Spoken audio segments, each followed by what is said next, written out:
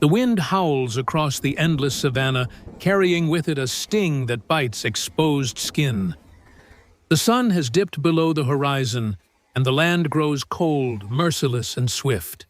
Imagine a world where early humans never learned to clothe themselves, where bare skin must endure the fury of the elements alone. This is the story of survival. 3.8 million years ago, when the bodies of Australopithecus stood vulnerable under the sky, battling not only beasts, but the very climate itself. As darkness descends, a band of them moves together across the golden grass, their lean figures silhouetted against a horizon that trembles with storm clouds. They are foragers, their hands full of roots and berries torn hastily from the earth, their young pressed close to the warmth of their mothers' bodies. But warmth is fleeting. Night brings cold, and cold brings weakness. The band slows shivering teeth, chattering against the silence of the approaching night. Their only shield is fire-fragile flames sparked from stones nurtured in cupped hands and fed with dry twigs. They gather around it now, crowding close, seeking its warmth against the naked chill. Sparks leap skyward like frantic spirits, and in their glow the shadows of predators flicker watchful eyes in the tall grass. Hunger presses on all sides. The earth yields little, and what it offers must be defended not only from lions and hyenas, but from the raw elements that strike without claws or fangs. A sudden gust sweeps across the plain, carrying with it a scent that halts every breath. The band freezes nostrils, flaring ears pricked. The sound follows the low growl of a lion, deep and resonant, vibrating through the soil. The fire crackles, but beyond its circle lies darkness thick with danger. The band huddles tighter, bare flesh gleaming with sweat despite the cold. Every heartbeat drumming a warning. They know they cannot outrun the night. They must endure it.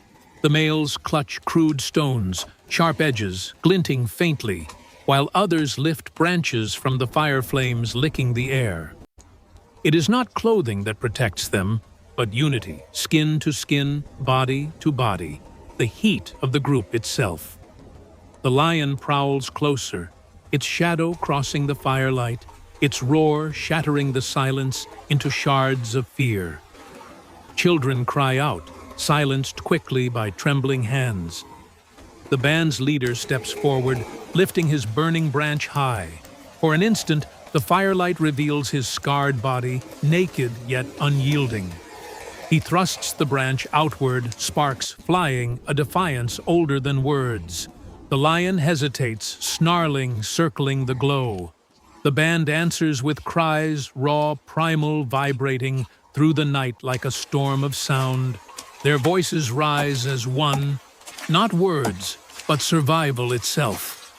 The lion growls again, muscles tensed, but the fire and the frenzy of human noise force it back, step by reluctant step. Only when its shadow vanishes into the grass does silence return. The band collapses inward, clinging to one another, firelight, dancing on bare skin that glistens with sweat and fear. Yet in that circle, something greater than clothing shields them. It is fire. It is unity. It is the courage to face the night without armor, only with each other.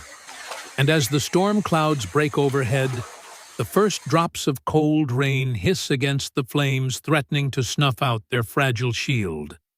The rain falls harder now, drumming against skin that has no barrier, soaking every body, until the fire sputters and dies in a hiss of steam. Darkness swallows the plain, pierced only by flashes of lightning that split the sky in jagged silver veins. The Australopithecus band huddles beneath a low outcrop of rock, pressing together in a trembling mass, their bodies steaming in the storm. Cold gnaws at their muscles, slowing breath, sapping strength. Infants cry their wails lost beneath the thunder, and mothers clutch them tighter, shielding them with their own fragile warmth. Hunger and exhaustion dig deep into their bones. Yet the night allows no rest. Each lightning strike reveals the gleam of eyes in the grass predators emboldened by the storm. Hyenas skulk closer, their cackling calls slicing through the rain. The band scrambles stones clenched in fists, their cries rising in defiance. They cannot run, not now, not soaked and shivering, their limbs heavy with cold. They must endure. The first hyena darts into the circle, teeth snapping, and is met with a rain of rocks hurled with desperate force. A stone strikes its flank. It yelps and retreats, but more circle in the shadows. The storm roars on, masking the growls and paw steps of the hungry pack. Fear spreads like fire in dry grass, threatening to unravel the band's resolve. Yet even as they shiver, they find a rhythm. Stone strikes against stone, echoing like thunder sparks bursting through damp. A fragment of flame flares, then dies, then flares again. The leader crouches low, striking with frantic persistence, his eyes reflecting lightning. At last, a small ember glows red beneath damp twigs, and the band shields it with their bodies, cupping hands, blowing gently, until fire breathes again into the storm. Flames leap skyward once more, fragile but alive. Hyenas retreat, their hunger unanswered, their shadows dissolving into the night. Relief comes in gasps of steam and smoke, but the rain does not relent. The band remains exposed, every drop a dagger against bare flesh, every gust a reminder of their vulnerability. By dawn, the storm subsides, leaving the land drenched and raw. Mist curls across the savanna, and the band emerges from their shelter weary but unbroken. Their fire smolders in blackened wood, and they carry its embers carefully in hollowed stones, nurturing it for the next night. They trek toward the river, where life gathers after the storm. There they find tracks of antelope, pressed deep into the softened earth. Hunger drives them forward, and soon the band fans out, forming a crescent across the grass, their eyes locked on a small herd grazing near the water. With sudden cries, they charge, arms flailing, stones hurled through the air. Panic explodes in the herd hooves, pounding water splashing as antelope scatter. One slips in the mud, and the band converges, pouncing with sharpened stones and heavy branches. The kill is brutal, swift, and necessary. They tear into flesh, gnawing raw meat, their bodies painted red by the feast. For a moment, the sun breaks through the clouds, warming bare skin and drying rain-soaked hair. The band feasts together, their hunger eased, their unity reaffirmed. Yet, even here, danger lingers. Across the riverbank, another band emerges, drawn by the scent of blood and the promise of meat. Eyes meet across the mist, and tension thickens like the storm before thunder.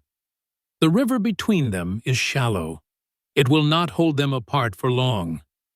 The two bands face each other across the shallow river, muscles tensed, bare skin gleaming in the morning light, breaths ragged, and clouds of steam rising where cold meets warmth. Silent for a heartbeat, each measures the other, understanding that survival has no rules beyond the law of strength and cunning. Then, a sudden slip. A youth loses footing in the muddy bank, crashing into the water with a splash that sends ripples across both groups. Instinct ignites.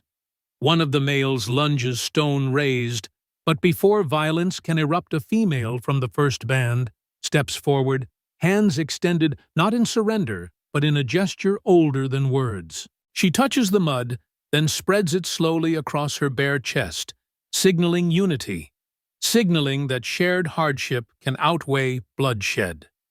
Hesitation ripples through both bands. Eyes shift, teeth unclench, tension uncoils like a bowstring released. Slowly stones are lowered, and bodies relax. Together they drag the fallen youth to the riverbank, help him to his feet, rub warm leaves against his chilled skin, and press the sun-warmed embers of fire between their joined hands. Laughter, hesitant at first, breaks through the lingering fear, a sound of raw humanity, of relief, of connection, forged not by clothing or comfort, but by mutual survival. They share the meat of their kill, dividing it evenly, the taste of warmth and blood mingling with the scent of smoke and wet earth. The river glimmers under a sky, clearing from storm, reflecting the faces of the band of bands united by the trials of the night and the dawn's gentle light. In this moment, naked and vulnerable, they discover resilience in cooperation, strength in togetherness, and a joy deeper than armor could provide. The young scramble for the soft mud, clapping, slipping, laughing, while elders watch, eyes gleaming with pride and relief. The fire crackles, the rain-drenched savanna exhales, and life continues, raw, exposed, and gloriously alive. In a world without clothing, without barriers between skin and sky, the early humans learned that survival is stitched not in fabric, but in courage, in fire, in unity, and in the unspoken bonds that carry them through the merciless 3.8-million-year-old world. The band rises together, embers in hand, carrying warmth and strength across the grasslands, moving as one toward the unknown horizon, a living legend of resilience, written in flesh, blood, and flame.